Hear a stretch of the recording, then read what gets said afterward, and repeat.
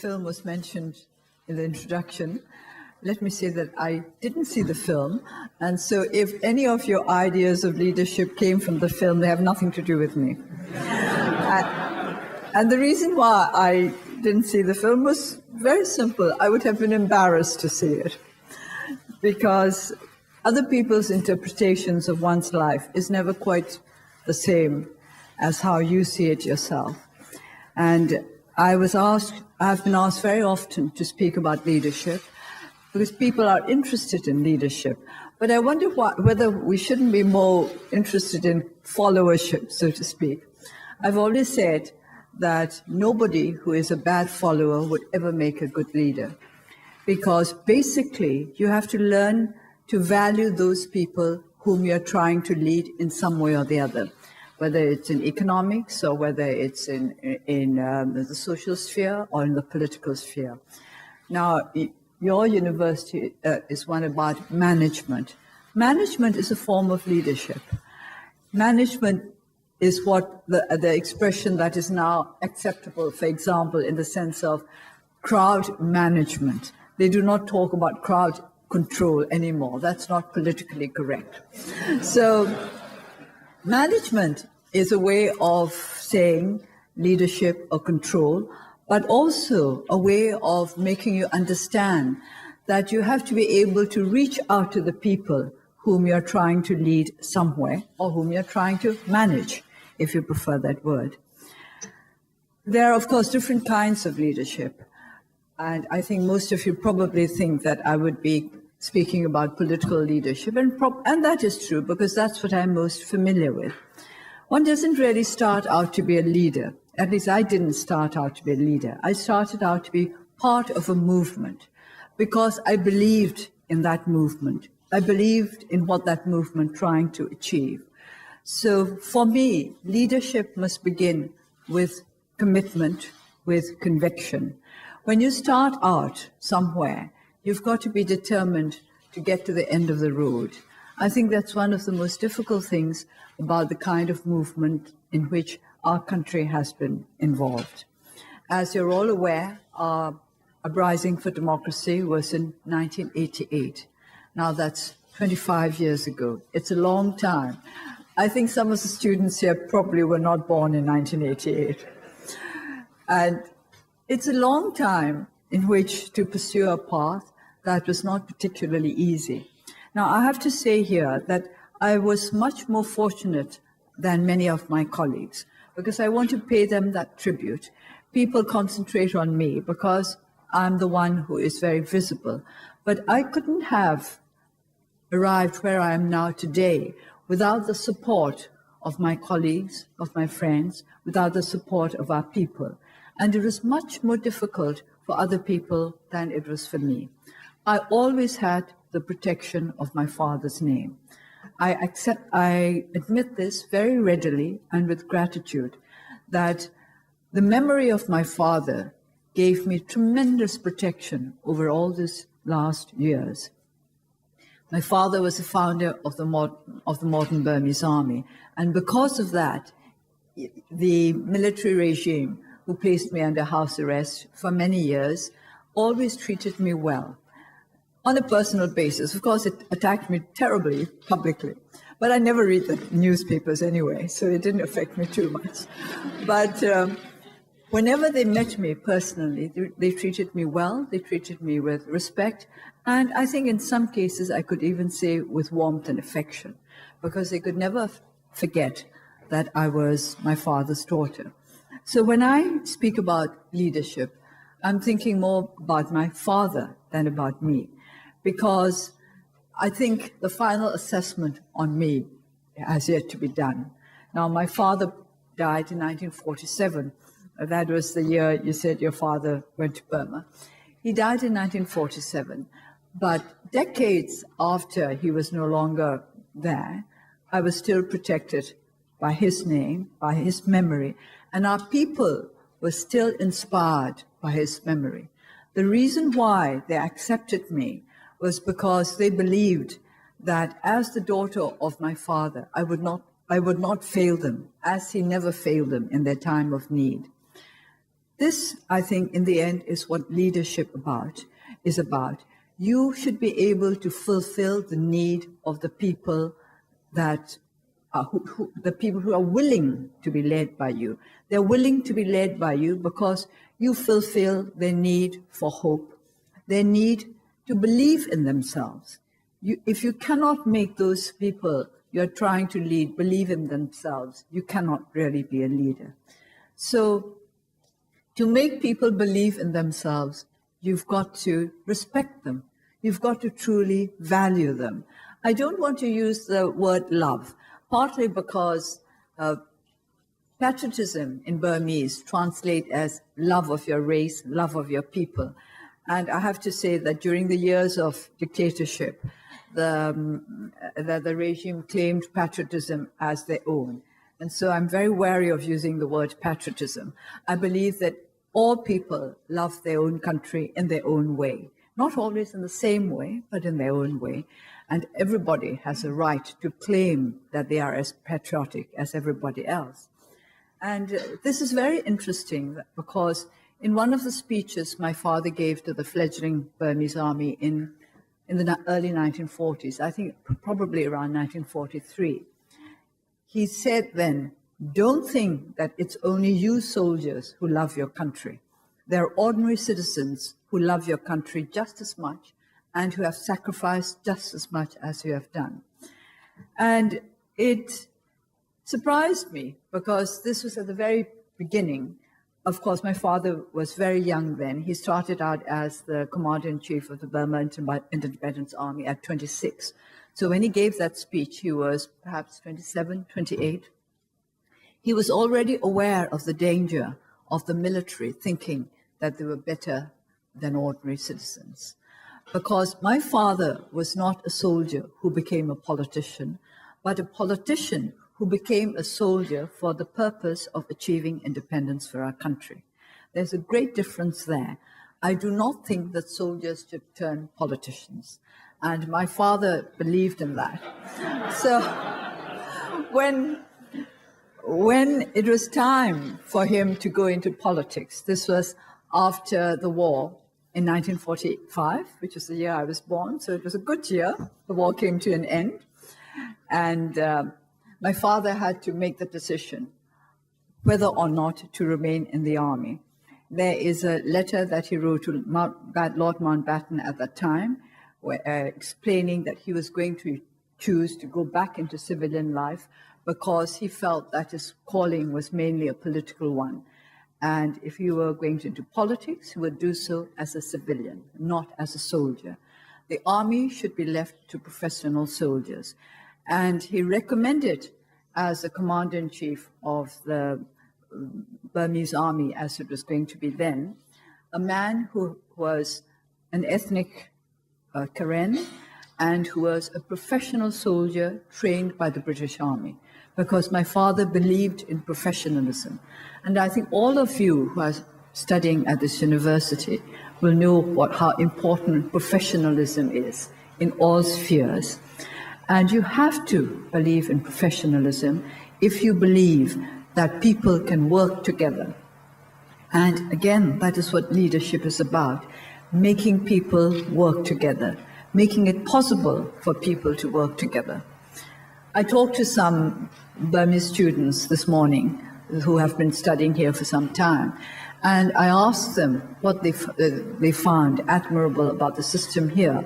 And one of the things they mentioned, which I liked very much, was the fact that there was teamwork. They were taught how to work as a team in the higher institutes of higher education here, and not when they were in Burma. And that is very true. I have found that our young people these days are poor in teamwork because our educational system has been such that they are not taught about teamwork. For example, sports are barely played in our schools. We do not have adequate, to use a mild word, sports facilities. So there is no teamwork. Sports is very good when it comes to promoting teamwork. And then we do not do educational projects, the kind of projects that you do together as a team. So teamwork is not something that is taught in our country. And because we don't have an educational system that promotes teamwork, leadership becomes more of a difficulty, more of a responsibility. Because what we are talking about are leaders, not commanders. There's a difference. Leaders lead, commanders command, and they expect the commands to be obeyed, whether or not they are reasonable. Now, leadership means convincing those whom you aspire to lead that the way you have chosen is the right one. It has to be a choice. They have to choose to follow you. That is what leadership is about. With a commander, there is no choice. You either follow or else. And I don't think we want that follow or else attitude in a democracy. So what we are working towards is the right kind of leadership in a new system. For half a century, our country lived under an authoritarian government. And for half a century, the minds of those who govern us were set in a certain way. Then that was the way of military dictatorship. So what we want now is not a military dictatorship mindset, but a democratic mindset that values the people, that understands that whatever we achieve, we have to achieve with the willing support of the people. And that if we think that we should go a certain way, then we have to try to convince our public to go with us. You can't drag them along the way unwillingly. That's not what leadership mindset for democracy is like. A revolutionary leader is often different from the kind of leader you need in times of Reconstruction. These were the two words that we used immediately after independence to a certain degree. Revolutionary leadership and a Reconstruction leadership, because that was a time when we needed to reconstruct our country. Now we are once again in that kind of time. We call this now a time of transition, although I think we have to question how far along the way this transition process is, or whether it's genuine enough, whether it's stable enough, whether it's strong enough. But we now want to think in terms of reconstructing our country, of remaking our society in a democratic mode. And that is very difficult after decades of authoritarian government, because it's not just those governed who change, it's those who are governed who change as well. So the mindset of those who are governing a country is affected and should be affected by the public at large. So we all have a responsibility. I do not believe that if you say achieving democracy is the responsibility of a particular party or a particular leader or a few leaders. I don't think this is democracy. If we want democracy, we have to be determined that we are going to be part of the process. And anybody who aspires to be a leader in a democracy must also understand that he or she is part of a process. And it is not he or she who is going to determine what the destiny of a nation is going to be. But of course, there has to be vision. Leadership entails vision. Otherwise, where are you leading people to? If you don't know where you want to go to, you have no right to ask people to go along with you. So that is what vision is, knowing where it is that you want to go to, and to be able to explain this to those whom you aspire to lead, why you want to go where you want to get to, why you want to go where you want to get to in a particular way. It's not just getting to a goal, but how you get to a goal that is decisive, that is important. And you have to decide, are you going to take more time to make sure that the way is smoother? Or do you want to put an emphasis on speed, on speedy achievement? And why? You have to balance. In the end, as I said this morning, speaking to our young people and speaking to the Burmese community, democracy is a matter of choice. you should give the people a choice. And leaders have to try hard to make sure that the choices made by the public are the ones that they think are best for the country. So it's a matter not just of your own conviction, but also of convincing others. And if your reasoning is not solid enough, if it is not acceptable, in the long run, people will not follow you. That is why we have elections in democracies, so that people can decide that they do not want to go on following a particular party or a particular leader or a particular way. That is what people should be allowed to do in a democracy, in a democratic society. Our people have not had this opportunity, have not been able to exercise this right to freedom of choice to the full as yet. I think I can claim that the by-elections we had last year were free, not entirely fair, because by free elections I mean that the people were free to cast their votes as they wish on the polling day. But by fair, I mean the run-up to the whole process. Was the whole run-up to the by-elections fair? I would say that it was not entirely fair. And we are still trying to achieve the kind of society where we can have not just free elections, but fair elections. Now, I'm not going to go into what I mean by fair now, because then this will be a diversion. So let me just keep to my topic for the day, which is just mindset and leadership. And I think I have 5 minutes left. Yes.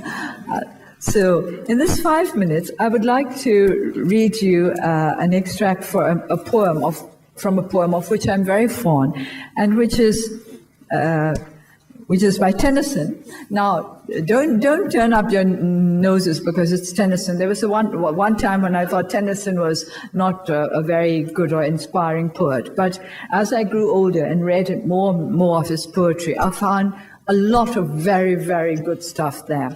And this is one called Ulysses. And this is supposed to have been written by Ulysses towards the end of his life.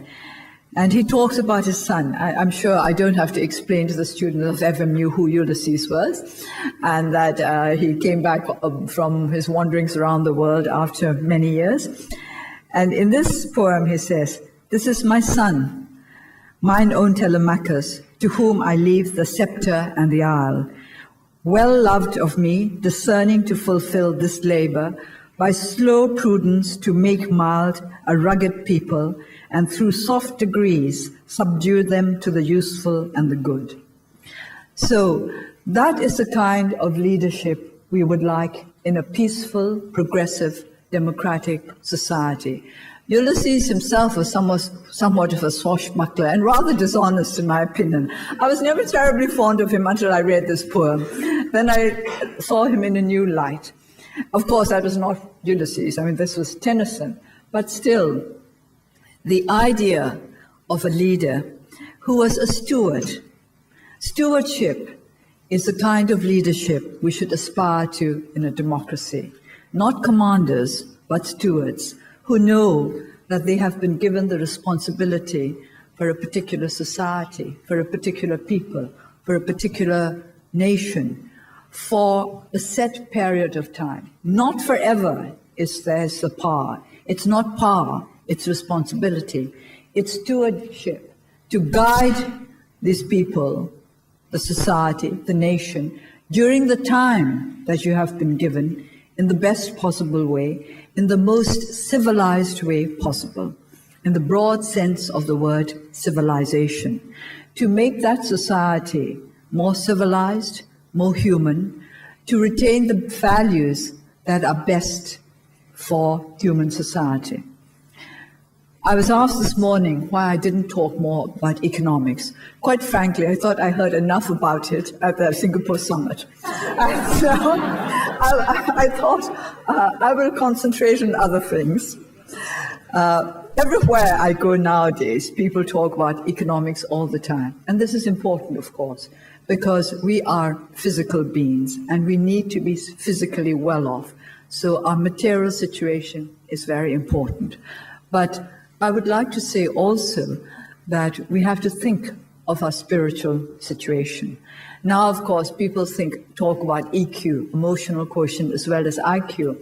But I think we also have to think about the spiritual SQ, which is not quite the same as the emotional. I think the spiritual is reaching out to somewhere higher than you've been.